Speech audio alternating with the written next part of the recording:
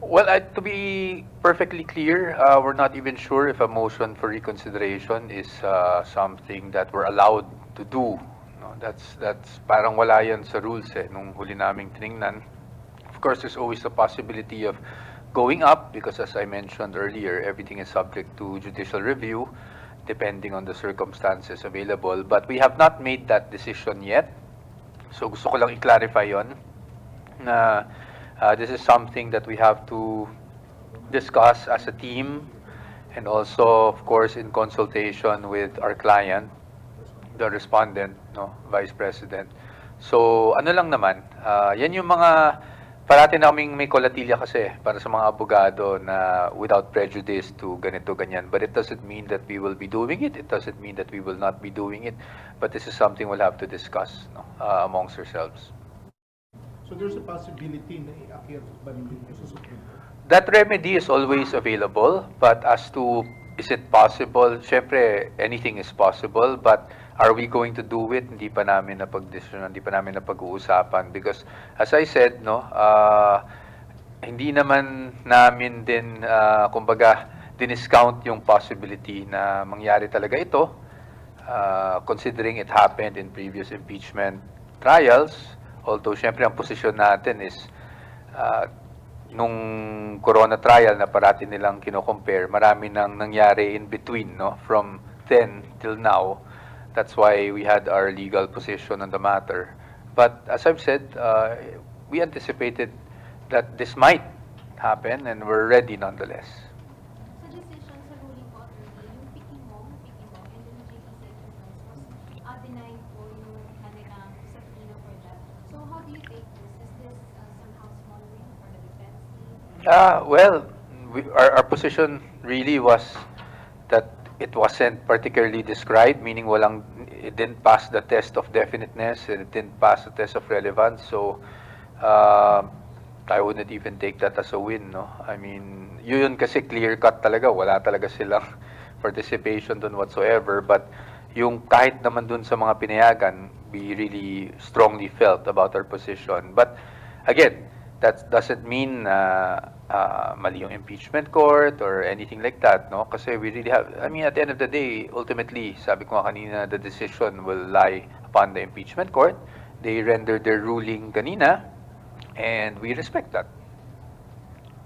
Attorney, any reaction po dun sa wording ng impeachment court without directly addressing kasi the term fishing expedition ang sabi nila, the documents requested under the subpoena Duces Teco will not be used to allege additional independent impeachable offenses. Any reaction to that? It's very difficult for us to fathom how we will proceed on that. But if that is the position of the impeachment court, then we will respect it. But yun nga, no, hindi namin alam. I think ang ibig sabihin nila doon is hindi yan mako-consider for the impeachable offenses alleged in the articles of impeachment. But again, we'll have to see. We'll have to wait and see. Total, tama naman na sa PINA stage pa lang to. So tingnan muna natin how the evidence will be appreciated. And nasabi din naman ng ating presiding officer that this ruling is without prejudice also to the admissibility of the evidence to be obtained, no? Or documents rather to be obtained. Nakausap niyo na ho ba si Vice President? Hindi pa po. Hindi pa po because as you saw, we just came from the session hall, so hindi pa po. That's why I said whatever happens in the next few days regarding this decision, at this point we fully submit and respect the decision of the impeachment court. But kung as far as remedies are concerned, this has to be discussed with the persons involved. Attorney, generally, maraming nag-ramp on the part of the prosecution. Yes. But may mga safeguards din naman, may mga caveat din naman na nilagay itong impeachment court with regard to the granted parts. Tinitingnan niyo po ba yun na small wins pa rin kahit paano? Those little safeguards na nilagay nila? Sa amin, to be honest, no, yes, you could consider it small wins, but sa amin, we felt strongly talaga on why we felt that the requests were overbroad. So, even if you were to say it, even if you were to consider them as small wins, palagay ko at the end of the day, talagang on the substance, no, of what happened, I think it's something we really have to look into and see if we want to avail of remedies.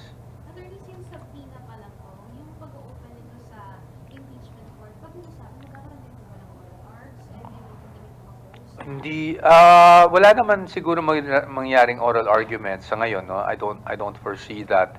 Ang next step kasi dito, syempre, will be objections to certain documents being presented, 'di ba? So, kasi nga ang pinag-usapan pa lang natin ngayon is the issuance of a subpoena. Titingnan natin kung ano din yung sasagutin ng mga agencies that will have to comply. And then once mag-comply and these pieces of evidence or documents will be presented in court, of course, you can expect certain objections also. And then it will go to the formal offer, di ba?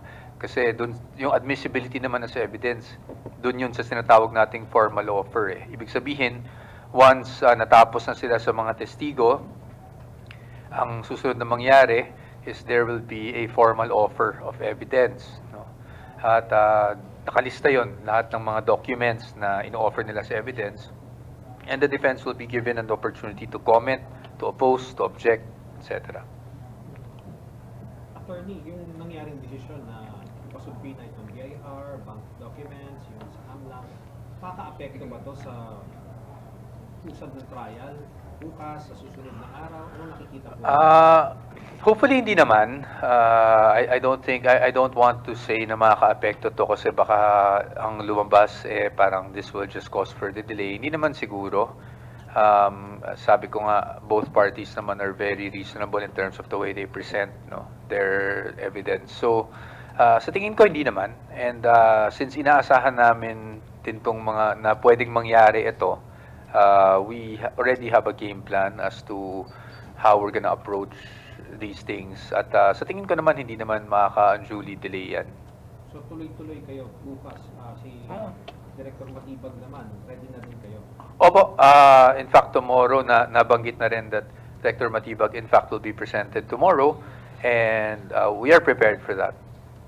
Attorney, yung Section 8A ng RA 11521 na hindi tila na pagbigyan, sunod dun sa inyo pong argument kanina. Ano ba ito? Delikado ba ito sa ibang mga bank depositors?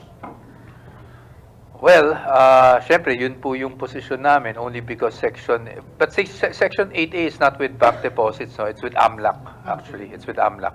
So Section 8A, ang position namin is absolute prohibition yan. But again, nagdesisyon yung court and we'll just have to accept the decision of the court. Pero may dapat mga barin, ibang mga...